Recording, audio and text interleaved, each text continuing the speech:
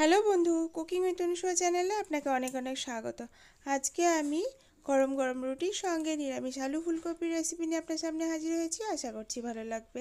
আর আমার চ্যানেলকে যদি এখনও সাবস্ক্রাইব করে না থাকেন তাহলে প্লিজ সাবস্ক্রাইব করে দেবেন আর পাশে থাকা বেল আইকনকেও প্রেস করে দেবেন, যাতে নতুন ভিডিও দেওয়ার সাথে সাথে নোটিফিকেশন আপনার কাছে পৌঁছে যায়। তো এই রেসিপিটি ভীষণই সহজ আর নিরামিষ দিনে এটাকে চটপট তৈরি করে নিতে পারেন, আর খেতেও খুবই সুস্বাদু হয়, খুবই মজার হয়। তো চলুন বন্ধু কীভাবে তৈরি করছি দেখে নিন। প্রথমে আমি এখানে কিছুটা ফুলকপি, দুটো মাঝারি মাপের আলু আর একটা টমেটোকে কেটে নিয়েছি। এবারে ওভেন অন করে কড়াইকে তাতিয়ে এর মধ্যে 2 চামচ সর্ষের তেল দিয়ে দিলাম, আর ফোড়ন হিসেবে দিলাম দুটো তেজপাতা, দুটো শুকনো লঙ্কা, হাফ চা চামচ পাঁচফোড়ন আর দুটো এলাচ।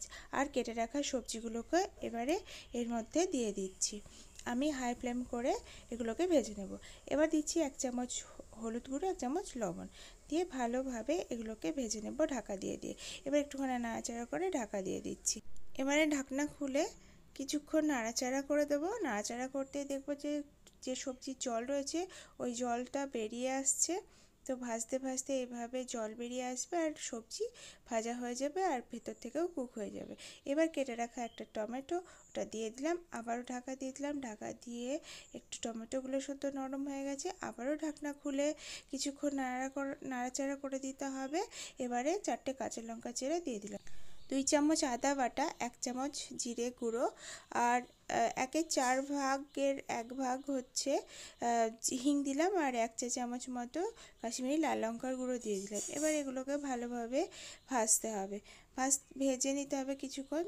তো একটুখানি আবারও ঢাকা দিয়ে দেবো, ঢাকা দিয়ে দিয়েই ভাজবো। ঢাকা খুলে দেখুন মশলাগুলো নরম হয়ে গেছে, সবজি জল বেরিয়ে।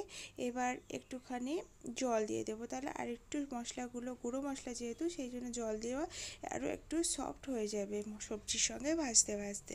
এবারে এখন দেখুন যে জলটা দিয়েছিলাম সেটা প্রায় শুকিয়ে এসেছে। এবার আমার সমস্ত মশলাগুলো কষানো হয়ে গেছে।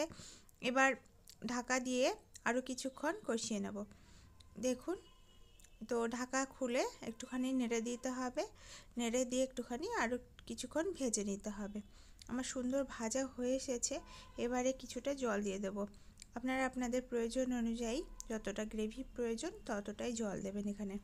আমি এখানে একটু মাখো মাখো রাখবো, এই কারণে আমি একটু ডুবডুবো অবস্থায় করে রাখার মতো করে জল দিলাম। এবার 1 চামচ মতো এখানে লবণ দিয়ে দিলাম, আপনারা আপনাদের স্বাদ মতো লবণ দেবেন। 10 মিনিটের জন্য ঢাকা দিয়ে দিয়েছিলাম কুক করতে। এবার 10 মিনিট পর ফিরে এসে ঢাকনা খুলে দেখুন ঝোলটা অনেকটাই কমে গেছে। এখন দেখে নেব যে কতটা সেদ্ধ হয়েছে। সাবধানে দেখে নিতে হবে, বেশ গরম সেদ্ধ হয়ে গেছে আমার আলু। তো আমার এটা প্রায় হয়ে গেছে। এবার নামানোর আগে হাফ চা চামচ মতো চিনি স্বাদ অনুসারে আপনিও দেবেন, আর হাফ চা চামচ মতো এলাচের গুঁড়ো এখানে দিয়ে দিলাম, দিয়ে একটুখানি ভালো করে মিশিয়ে দিলাম। মিশিয়ে দিয়ে আরও 2 মিনিটের জন্য ঢাকা দিয়ে দিচ্ছি আর লো ফ্লেমে রেখে দিচ্ছি। 2 মিনিট পর ফ্লেম বন্ধ করে এবার ঢাকনা খুলে দেখুন আমার এটা তৈরি হয়ে গেছে। নিরামিষ আলু ফুলকপির তরকারিটি তৈরি হয়ে গেছে। তো এইভাবেই বন্ধু তৈরি করে ফেলবেন বাড়িতে, খুব সহজ পদ্ধতিতে আমি এখানে দেখিয়েছি। আর এটা সম্পূর্ণ নিরামিষ, আর এটা খুব সহজ বানানো আর খেতেও মজার। খুব অল্প উপকরণ দিয়ে সুন্দরভাবে এই আলু ফুলকপি তরকারিটি আপনি বাড়িতে তৈরি করে ফেলতে পারবেন। তাহলে বন্ধু ভিডিওটি যদি ভালো লাগে তাহলে লাইক, শেয়ার, কমেন্ট, সাবস্ক্রাইব করে আমার পাশে থাকার অনুরোধ রইল। এটি গরম গরম রুটির সঙ্গে পরিবেশন করে দিচ্ছি। তো বন্ধু নেক্সট ভিডিওর সঙ্গে আবারও দেখা হচ্ছে। তো ততক্ষণে দেখতে থাকুন আর আমার সঙ্গে থাকুন। ধন্যবাদ।